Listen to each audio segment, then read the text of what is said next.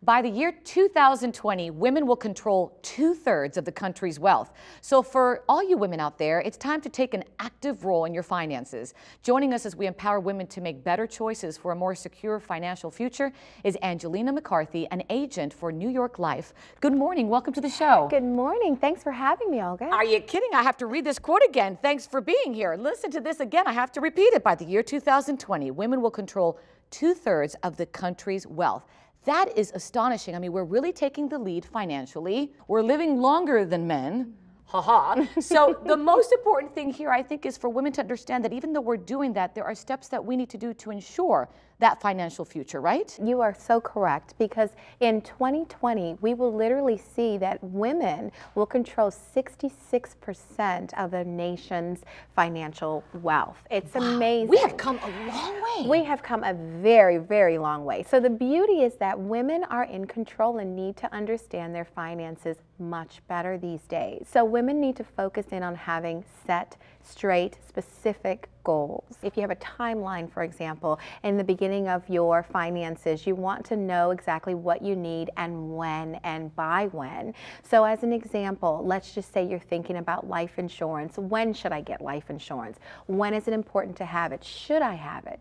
Those type of things. And if so, when should I implement it? And let's talk about when, because for example, in my 20s, I thought, no, I'm not gonna get life insurance now. 30s, but once I started having children, then it came into my mind, but actually, it should be 20, 30, 40, 50. It doesn't make a difference what age, right? You're so right. We think in my 20s, I have no children. I'm gonna live forever. I just started life. But see, that's the misconception that we often find. So we really have to think about that. You should have life insurance at every age. It can be appropriate for anyone. Starting earlier is best, but it's not too late. You just have to get with someone able to share that with you. Angelina, what are some misconceptions when it comes to life insurance? One, I should get it when I have children, like you shared. When you're young, genuinely, you're at your healthiest.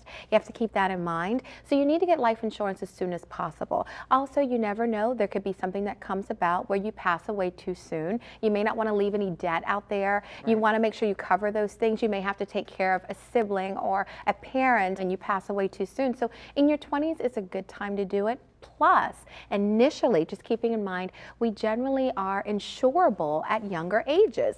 Now in your 30s, you're focused in on having a family. So most importantly, you start thinking about the children, those type of things. You need to have insurance to cover the need in the event that a loved one passes on. You know, income replacement is so important. We forget that. And if we pass away too soon, can we still live in the same household?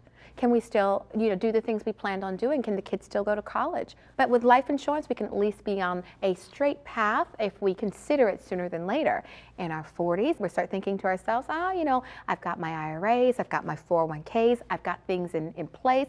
Ultimately, life insurance should be a big part of that. It is the foundation, it is the focus. Now, with your company, New York Life, why is that a better choice for consumers? Ultimately, New York Life is a wonderful company to be with, not just because I'm with them, but more importantly, it is the oldest mutual company in the U.S. That's huge. And it's privately owned. Privately owned. I mean, we are not publicly traded. That's another big huge, point. I know. It's very huge. So it's more intimate. Intimate about the policyholder, not necessarily about this shareholder. You take our interest to heart. We do. We take our clients' interest at heart, and we also ensure that all of their needs are met. I had a client of mine who passed from pancreatic cancer. It was very, very unfortunate. One of the things that was great is that we turned that around, that situation, and were there for the widow, ensured that all of her needs were taken care of so she could grieve without having to worry about what's going to happen tomorrow, ensuring that all of her paperwork was taken care of. We do that as agents at New York Life, as financial representatives,